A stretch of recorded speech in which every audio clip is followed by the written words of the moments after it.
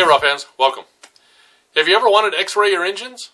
You know, to help you see inside, help you figure out where you can put that decoder, where you can put that speaker? Well, I'm going to show you how you can x-ray your engines today. Well, actually not x-ray them, but I'm going to show you how you can achieve a very similar effect by using a couple pictures. So, with that, let's go ahead and take a look and I'll show you how we do it.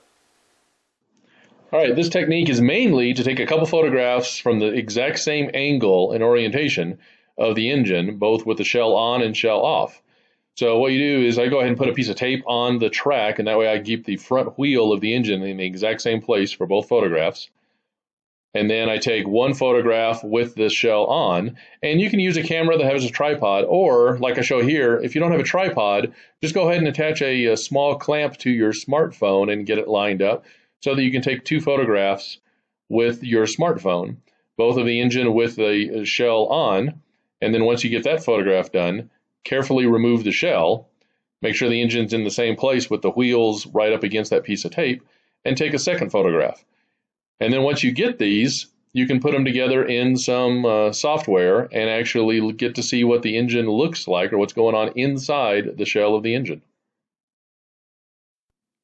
So you end up with a couple photos, one with the shell on the engine, and then from the exact same viewpoint, one with the shell off. And then there's a number of different picture apps or software out there where you can combine the two and set the one as transparent.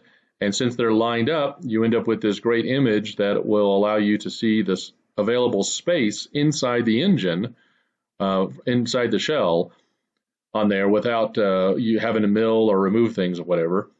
And then you could line up decoders or speakers or things to figure out where you might have space to put them. Alright guys, and that's it. Super easy technique. I'm sure everybody out there can do it. So, with that, as always, remember, keep running your trains, keep enjoying them, and we'll catch you at the next update.